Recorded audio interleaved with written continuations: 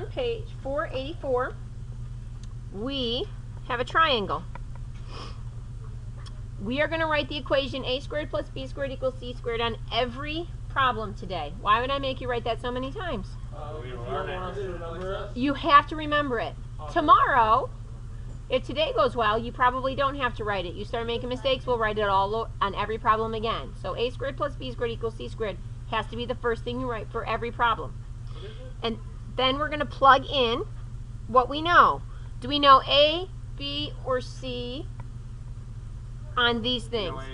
We know A and B. We're trying to find the hypotenuse. When you plug it in your equation, order doesn't matter. Remember, addition is commutative, so you could rearrange it and it doesn't matter.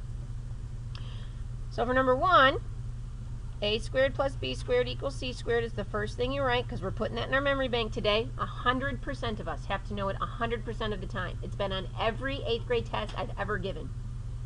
Already? Like any standardized test. I promise it will be there. On my final test, it's there. It was on our pre-test. It'll be there. It's a big 8th grade idea. Oh, thank you. So, which one do you want to go first and which one do you want to go second?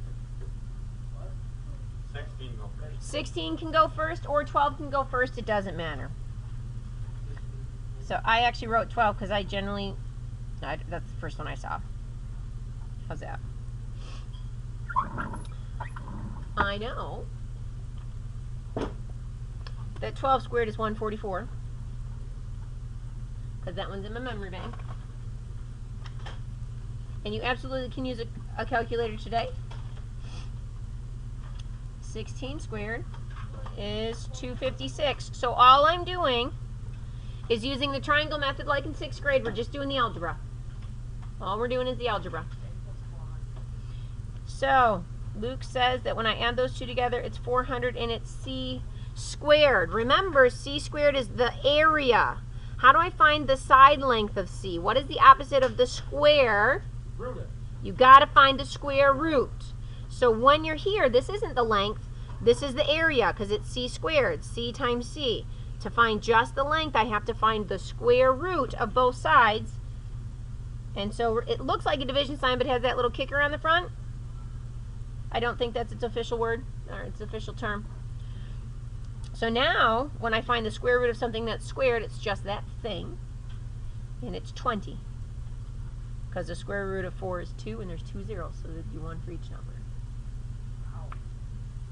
20 what? I think that there needs to be a label here. Meters. What questions do you have? What questions do you have? All right, let's try 2 then. 2, again, we're looking for a side length, so we're going to start with our Pythagorean Theorem.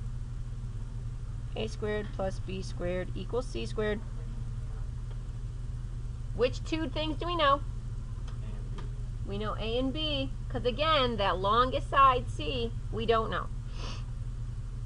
So I see a 100 first, see 200 second, equals C squared. Please don't be plugging this in. 1 times 1 is 1, and then there's 2 zeros and 2 more zeros. What number am I doing? 10,000, that's right. So I love calculators, but only on the tricky ones, okay? 2 times 2 is 4. I have 2 zeros and 2 more zeros. 40,000. That equals c squared. Do you see where those numbers are coming from? Please go down and underneath so you can see where the work comes from. We're making that triangle. I never draw the triangle because it seems silly to me, but some people find it helpful. Go ahead and do it.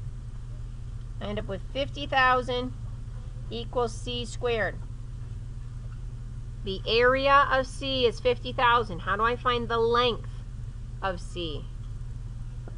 How do I get rid of this squared? What's the opposite of squaring a number? Not Quincy, because he answered it the last time. Haley. Good. I find the square root. I told you it was going to be important, didn't I? You have to know the opposite of the square of something is the square root. New operation in 8th grade. So 50,000. That's not one that's in our head. 0.6067977. Okay, so what does the direction say we have to do? round to the nearest tenth. So our number is going to be 223.6, need a label, millimeters. I kind of feel like we're flying today. What questions do you have so far? It's actually really easy. We're plugging it in. I thought you said this was going to be hard. I didn't say it had to be hard. We did a nice job on the tan paper, it sounds like, of figuring out that the two areas mean this area. And yay, I'm so excited that we're looking at this area going, oh, we have to find the square root. Good work.